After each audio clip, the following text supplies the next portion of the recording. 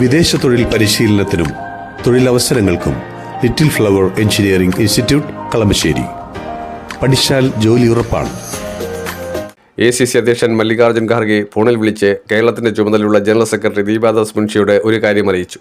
ഇനിയും കേരളത്തിൽ കോൺഗ്രസിന് സംസ്ഥാന അധ്യക്ഷൻ ഉണ്ടായില്ലെങ്കിൽ പാർട്ടിയും സർക്കാരും രണ്ട് തട്ടിലാകും. 3 പേരുകൾ ദീപാദാസ് മുൻഷിക്ക് മുന്നിലുണ്ട്.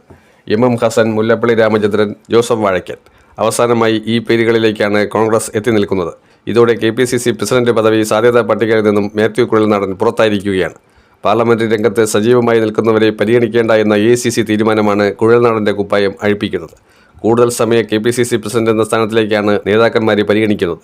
ഇതിൽ തന്നെ നിലവിൽ സാധ്യതാ പട്ടികയിൽ മുന്നിൽ നിൽക്കുന്നത് മുല്ലപ്പള്ളി രാമചന്ദ്രൻ തന്നെയാണ്. മാത്യു കുഴൽനാടന് UDF കൺവീനർ പദവി നൽകാനുള്ള സാധ്യതകളും കാണുന്നുണ്ട്. മന്ത്രിസഭ രൂപീകരിച്ചിട്ട് മാസം 1 കഴിഞ്ഞിരിക്കുകയാണ്. KPCC പ്രസിഡന്റ് പദവിയിൽ മന്ത്രി സണ്ണി ജോസഫ് തുടരുന്നുണ്ട്. ഡൽഹിയിൽ തിരക്കിട്ട ചർച്ചകൾക്കൊടുവിൽ നറുക്കുവീണിരിക്കുന്നത് മൂവാറ്റുപുഴ MLA മാത്യു കുഴൽനാടനാണെന്ന റിപ്പോർട്ടുകൾ ആദ്യം പുറത്തു വന്നിരുന്നു. ACC ജനറൽ സെക്രട്ടറി KC വേണുഗോപാലിന്റെ നോമിനിയായി കുഴൽനാടൻ KPCC തലപ്പത്തേക്ക് വരുമെന്ന വാർത്തകൾ വരുമ്പോഴാണ് അവസാനം മുല്ലപ്പള്ളിയിലേക്ക് എത്തി നിൽക്കുന്നത്. വാഴയ്ക്കിന് വേണ്ടി രമേശ് ചെന്നിത്തല പരമാവധി ശ്രമിച്ചെങ്കിലും KCയുടെ വാക്കുകൾ മുഖവിലേക്കെടുക്കുകയായിരുന്നു. ACC മുതിർന്ന നേതാക്കളെ അടക്കം KPCC അധ്യക്ഷ സ്ഥാനത്തേക്ക് പരിഗണിക്കുന്നുണ്ടെങ്കിലും നിലവിലെ രാഷ്ട്രീയ സമവാക്യങ്ങൾ അനുസരിച്ച് മുഴുവൻ സമയ പ്രവർത്തനം ആവശ്യമാണെന്ന് KPCC ചൂണ്ടിക്കാട്ടുന്നുണ്ട്. ജോസഫ് വാഴയ്ക്കൻ ചെന്നിത്തലയുടെ നോമിനിയാകുമ്പോൾ Mathew Kuzhalnadan KC വേണുഗോപാലിന്റെ നോമിനിയാണ്.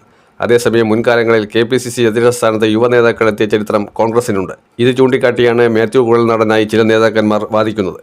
AK Antony, K Muraleedharan, Ramesh Chennithala തുടങ്ങിയവർ താരതമ്യേന ചെറുപ്പത്തിൽ തന്നെ KPCC അധ്യക്ഷരായി പാർട്ടിയെ നയിച്ചിട്ടുണ്ട്. അവരുടെ ചുവട് പിടിച്ച് കുഴൽനാടനെ വയ്ക്കണമെന്നാണ് അനുകൂലികൾ പറയുന്നത്. ജനകീയ വിഷയങ്ങളിൽ സജീവമായി ഇടപെടുന്ന നേതാവെന്ന നിലയിൽ അദ്ദേഹത്തെ പാർട്ടിയുടെ ഭാവി നേതൃത്വവുമായി കാണുന്ന പ്രവർത്തകരും അനുഭാവികളും ഏറെയാണ്. കോൺഗ്രസ് പ്രതിപക്ഷത്തിരുന്ന കാലഘട്ടത്തിൽ പ്രതിപക്ഷ നിലയിലെ സജീവ MLA-മാരിൽ ഒരാളായി അദ്ദേഹം ശ്രദ്ധ നേടിയിട്ടുണ്ട്. എന്നാൽ പാർട്ടിയുടെ ഐക്യം തകരാനുള്ള സാധ്യതകൾ ചൂണ്ടിക്കാട്ടിയാണ് കുഴൽനാടന്റെ മുന്നിലെ വഴി അടഞ്ഞത്.